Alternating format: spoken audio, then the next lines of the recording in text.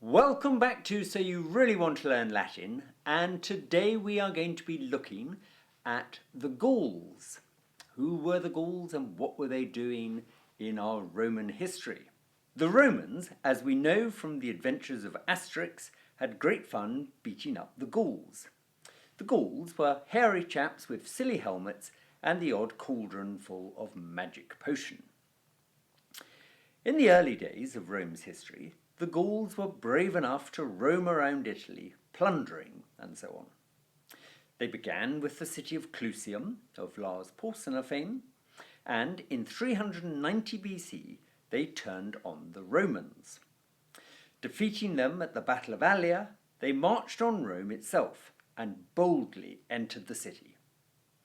It was then that their leader, Brennus, is said to have uttered the famous words, "Vae victis," woe to the conquered.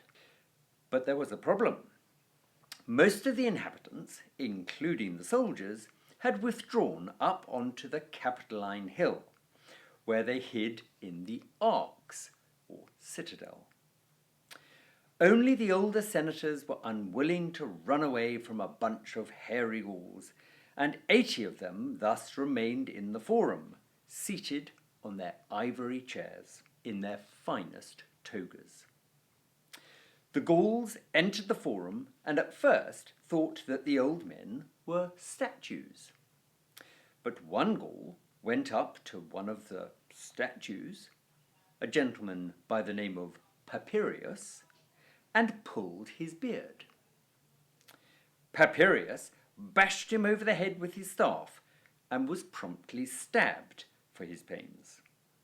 The rest of the old boys were then slaughtered. For some time the Romans were safe up on their mountain, but one night a band of Gauls crept up the steepest face of the mountainside, following the footprints of a brave young Roman who had himself crept up and down the mountain at that point, attempting to get help for the Romans. The Romans, who never expected the Gauls to scale this side of the mountain, would have been in serious trouble but for a bunch of sacred geese. These geese, sacred to the goddess Juno, heard the Gauls coming and let out the most dreadful cackling. The guards woke up and drove the Gauls down again. The Romans eventually got rid of the Gauls when an army under a Roman general called Camillus, who had been living in exile, came charging over and defeated the Gauls at the Battle of Gabii.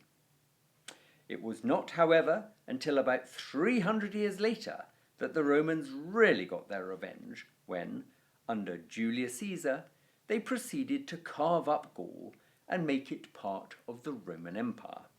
France, as Gaul is now called, was thus full of Romans, and when you next go you must look out for traces of them. Provence, for example, which takes its name from the Latin word provincia, i.e. province, is full of aqueducts, amphitheatres, temples and theatres dating from Roman times. For example, the amphitheatre and temple at Nîmes, the theatre at Orange, the amphitheatre at Arles, and the aqueduct at the Pont du Gard are quite exceptional and have to be seen to be believed. Okay, so that's enough about the Gauls for now. We'll come across them later. Julius Caesar in particular will want to get his teeth into them. Next time we'll look at how Rome got on with its neighbours.